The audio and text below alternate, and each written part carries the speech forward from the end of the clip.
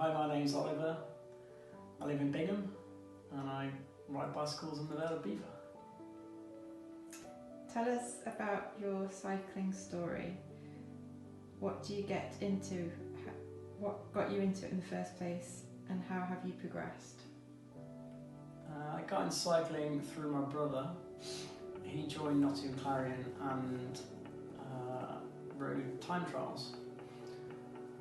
That was maybe 10 years ago. I was a runner first and I kept getting injured through running, so I thought I'd give cycling a go. That's how I got into cycling.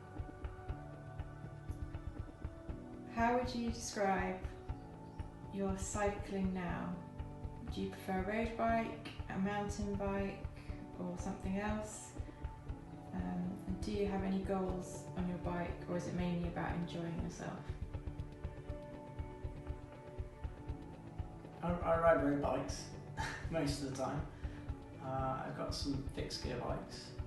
I've got some vintage bikes.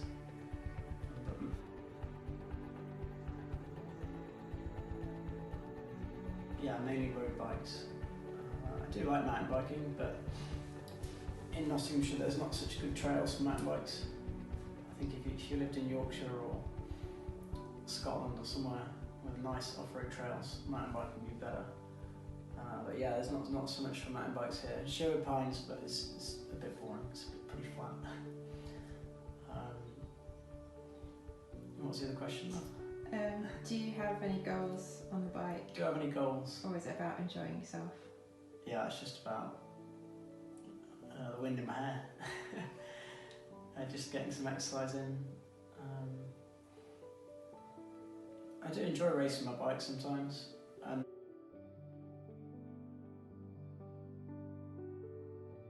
I like being fit. I think my goal is normally to be fit enough to keep up with my friends, I would say. What's the thing you love the most about cycling? It's hard. I think it rewards hard work. Yeah, the more you put in, the more you get out of it. And it's been a way where I've met a lot of my friends. So I think, yeah, one of the best things about it.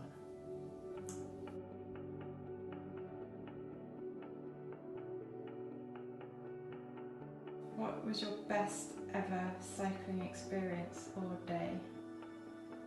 As too many. I spent 2 weeks cycling in the Outer Hebrides.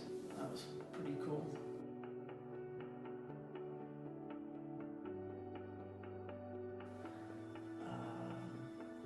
I've cycled in New York for a while. Yeah, just any day where it's not too windy. There's too many to count. Do you consider cycling to be a social activity, or do you prefer to cycle alone? It's definitely social, yeah.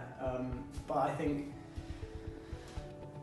I like cycling on my own and I like cycling with other people. I think I can't push myself as much on my own as I can cycling with other people. I think the motivation to keep up with other people is really great, and you can definitely try harder.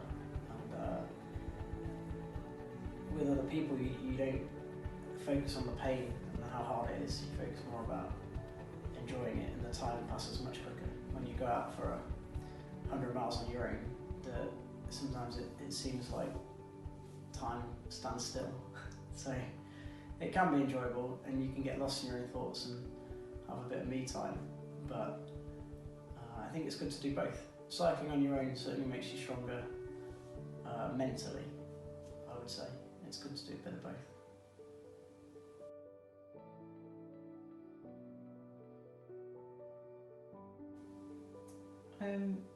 Do you, as a side question, do you belong to a cycling club? If so, what do you get out of it? Yeah, I ride for OVB, which is a cycling club in West Bridgeford. I've raced for them, and I also belong to Nottingham Clarion Cycling Club. You get, but I think everyone should join a cycling club. you get lots of advice, lots of help, great friends. I think I couldn't imagine cycling without being part of a club.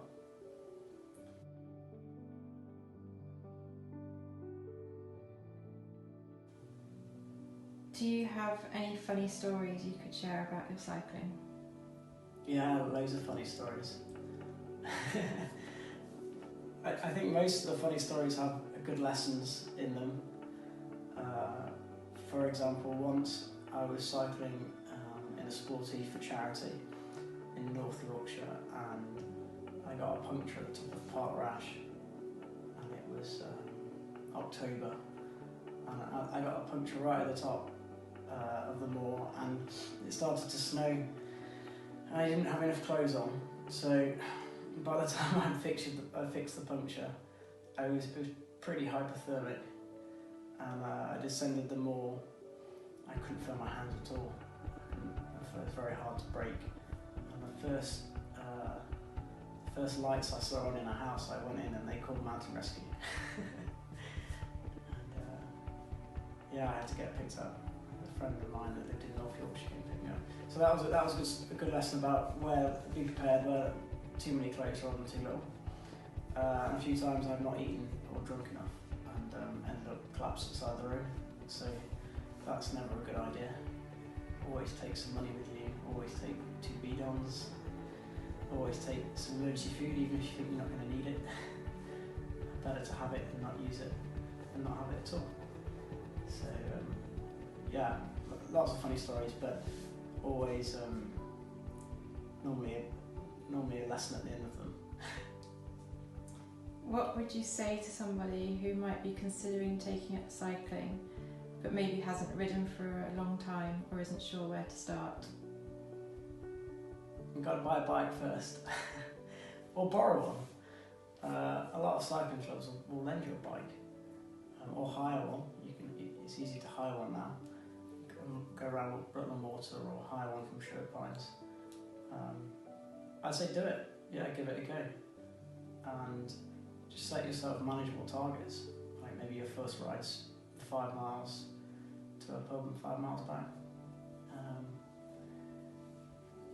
See how you get on. I think you don't need to spend lots of money. And people think that cycling is quite inaccessible because they see people like me flying around on super fast, but it's not really about that. It's just about being free and exercising and try not to be too scared of the roads, because there is a lot of traffic, but you get used to it. I think it can seem really scary cycling on the road, so maybe start off the road and then go onto the road.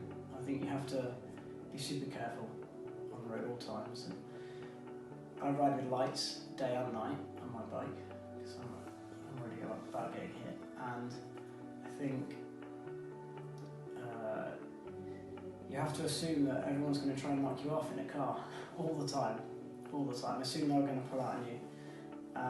And if you ride like that, then you should be safe. Bright colours, clothes, and some really good lights that are bright enough to be seen in the day make me feel a lot safer. That's it. Is that it? Yeah.